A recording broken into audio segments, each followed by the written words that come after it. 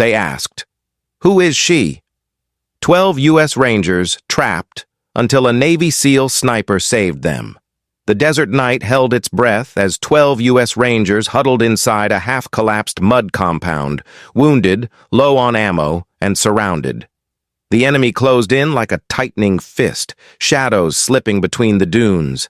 And somewhere beyond the ridge, a single sniper lay hidden beneath a torn ghillie veil, her pulse steady, her name unknown to the men praying she arrived in time. All they knew was the radio whisper, the one that gave them hope when nothing else did. "Stand by. Help is closer than you think." And for the first time, someone asked aloud, trembling, "Who is she?" Before I tell you what happened next, tell me in the comments where you're watching from. I love knowing who's listening. Her name was Lieutenant Sarah Hale, a Navy SEAL sniper who had spent her career fighting to prove she wasn't defined by her quiet voice, her calm eyes, or the doubt others carried for her. Tonight, none of that mattered. What mattered was the ridge beneath her chest, the wind brushing her cheek, and the Rangers trapped in the compound below, men she had never met, but whose survival now rested entirely in her hands. Dust swirled through the moonlight like silver smoke as she adjusted her breathing, every inhale slow, every exhale a promise. She could hear the Rangers' fear through the static, a raw mixture of desperation and disbelief. She wondered if their families knew they loved them. She wondered if anyone would blame her if she was too late. Yet she steadied herself. "You don't get to break," she reminded her trembling heart. "Not tonight." In the compound, Sergeant Cole Ramirez pressed a blood-soaked cloth against his friend's shoulder. He tried to look brave, but his voice cracked as he whispered, "We're not making it out, are we?" The air felt thick with resignation, and for a moment, even Cole believed it. Until the radio crackled again. "Eyes up," Sarah murmured. "On my mark, you'll move." A cold silence swept over the Rangers. Even the injured lifted their heads. Sarah could almost feel their hope rising through the darkness, fragile but alive. She had seen it before. What hope could do.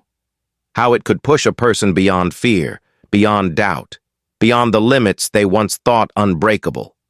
She whispered a number, then another, then pulled the trigger. A single shot echoed across the valley, slicing through the night with chilling precision. One enemy dropped, then another. The Rangers felt the ground shift beneath them as if the world had suddenly chosen their side. They didn't know her. They didn't need to. Her presence filled the darkness like a guardian hidden between stars. But the enemy was relentless, moving in waves, trying to locate the phantom shooter who dismantled them from miles away. Sarah repositioned 3 times, crawling through jagged stone, her elbows scraped raw, her breathing tight. Each shot required perfection. Each shot carried a life, and every time she blinked, she imagined what happened if she failed. The moral weight pressed hard. 12 men or 1 sniper? Whose life mattered more? Her training told her not to think like that. Her heart refused. Below, the Rangers followed her guidance. They moved like a single organism, crawling, dragging, pushing through the cracks in the wall as she cleared the path. For the first time all night, they controlled the battlefield. Then came the final push. 30 enemies surged forward at once, shouting into the wind, determined to overwhelm sheer precision with sheer numbers. Sarah's fingers trembled. Her vision blurred. She had one chance left, a coordinated strike that required perfect timing, perfect aim, and perfect trust between strangers. "Now," she whispered.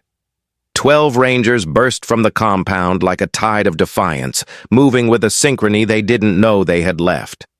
Sarah fired again and again, each shot a lifeline thrown across the valley. By the time the dust settled, the valley lay silent. No more advancing shadows, no more tightening fist, just survivors. When the Rangers finally reached her ridge, they stood in stunned silence at the sight of the sniper who had saved them.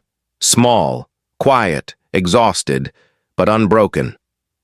Cole stepped forward, eyes wet. "Ma'am, who are you?" Sarah lifted her ghillie hood, revealing the steady gaze of someone who fought every battle twice, once against the world and once inside herself.